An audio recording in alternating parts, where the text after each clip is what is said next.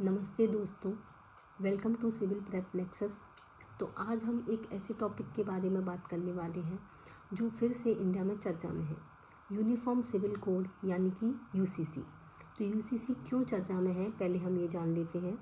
Uttarakhand state UCC पास करने वाला पहला स्टेट बन चुका है और अब नेशनल लेवल पर भी इस बारे में डिबेट स्ट्रॉन्ग हो गई है। तो आइए जानते हैं कि यूसीसी क्या होता है और इसके क्या बेनिफिट्स हैं, क्या क्रिटिसिज्म है।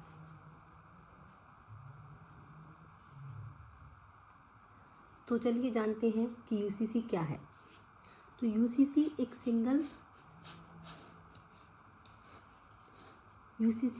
Single set of civil laws हैं फॉर ऑल सिटीजन, जो कि कवर करता है marriage, divorce, inheritance and adoptions को। इसका मतलब ये है कि सभी सिटीजन्स के लिए एक ही कॉमन सिविल लॉ होगा, चाहे उनका रिलीजन कोई भी लॉ हो। ये कोई क्रिमिनल लॉ नहीं है, केवल सिविल मैटर्स को कवर करता है। इसमें मैरिज, डाइवोर्स, इनहेरिटेंस, अडॉप्शन और गार्जियनशिप को कवर किया गया है। ये किसी रिलीजन पर आधारित नहीं है और ये सभी लोगों को इक्वल ट्रीटमेंट प्रोवाइड करता है। यूसीसी कहता है कि सबके लिए सेम लॉ होना चाहिए। अब बात कर लेते हैं कि यूसीसी की ज़रूरत क्यों है। तो यूसीसी की ज़रूरत इसलिए है क्योंकि यूसीसी इक्वलिटी बिफोर लॉ, जो हमारे आर्टिकल 14 में फंडामेंटल राइट्स के तहत प्रोवाइडेड है, उसको प्रमोट करता है। ये जेंडर बेस्ड डिस्क्रिमिनेशन को रिमूव करता है, जो कि वुमेन के प्रति होता है, और ये वुमेन एम्पावरमेंट को प्रमोट करने का काम करता है। ये देश में यूनिफॉर्मिटी लाने का काम करेगा, मतलब सबके लिए सेम रूल, और इससे कन्फ्यूजन्स कम होंगी। ये लीगल प्रोसेसेस को सिंप्लीफाई करेगा और नेशनल यूनिटी को स्ट्रेंथन करेगा। अब बात करते हैं कि कॉन्स्टिट्यूशनल प्रोविजंस का क्या है related to uniform civil code.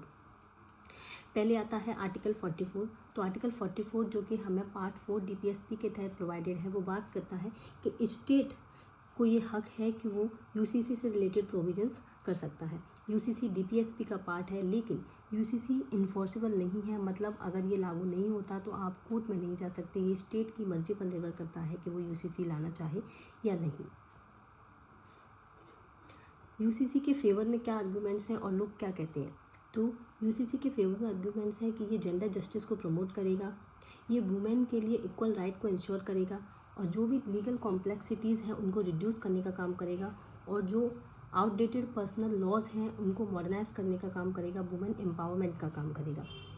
लेकिन इसके कुछ क्रिटिसिज्म भी हैं, उसको लेकर कुछ कंसर्न्स हैं, उनको हम जान लेते हैं। लोग कहते हैं कि एक ही कॉमन लॉ होने के कारण लोग अपनी रिलीजियस आइडेंटिटी खो देंगे। ठीक है, सेम लॉ, और इंडिया एक बहुत ही ज़्यादा डाइवर्स कंट्री है, तो सेम लॉ को इम्प्लीमेंट करना इतने बड़े डाइवर्स नेशन के लिए बहुत ही ज़्यादा डिफ़िकल्ट हो जाएगा, और इसका लॉन्ग टर्म में पॉलिटिकल मिसयूज़ भी हो सकता है, ऐसा भी कुछ लोगों को लगता है। तो करंट स्टेटस क्या है, अब हम ये जान लेते हैं। तो नेशनल लेवल पर यूसीसी होना चाहिए या नहीं होना चाहिए, इस बारे में अभी भी डिबेट जारी है। लेकिन गोवा एक ऐसा स्टेट है इंडिया में जहाँ पर यूसीसी लॉ लागू होता है, और वेरियस कमिटीज़ भी अभी डिसाइड कर रही हैं इसी प्रपोजल्स के बारे में कि नेशनल लेवल पर यूसीसी होना चाहिए या नहीं होना चाहिए। तो अब बात करते हैं कंक्लूजन की कि यूसीसी के बारे में क्या राय। तो यूसीसी का उद्देश्य है कि ये इक्वलिटी को प्रमोट करता है और जस्टिस को प्रमोट करता है फॉर ऑल। लेकिन हमें ज़रूरत है कि इसका केयरफुल और इंक्लूसिव इम्प्लीमेंटेशन होना चाहिए, मतलब कि इसको स्टेप बाय स्टेप तरीके से लाया जाए, ना कि इसको बहुत ही ज़्यादा जल्दबाजी में लाया जाए।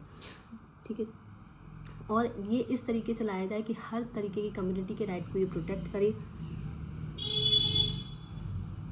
तो दोस्तों, यूनिफॉर्म सिविल कोड एक कोई सिंपल लॉ नहीं है, ये एक सोशल, कल्चरल, लीगल और इमोशनल टॉपिक है। उत्तराखंड ने पहला स्टेप ले लिया है, और अब पूरा इंडिया देख रहा है कि नेशनल लेवल पर क्या होता है। तो आप बताओ, इंडिया को यूसीसी लाना चाहिए या ग्रेजुअल रिफॉर्म्स पहले होने चाहिए? कमेंट में अपने ऑप्शंस ज़रूर लिखें। थैंक यू वेरी मच, और बाकी सारी वीडियोस के लिए देखते रहिए सिविल प्रेप नेक्सस। अगर आपको कोई सजेशंस देने हो तो आप दे सकते हैं, और अगर आपको ये पीपीटी चाहिए तो फॉलो करिए टेलीग्राम पर सिविल प्रेप नेक्सस को, और देखते रहिए Civil Prep Nexus. Thank you very much.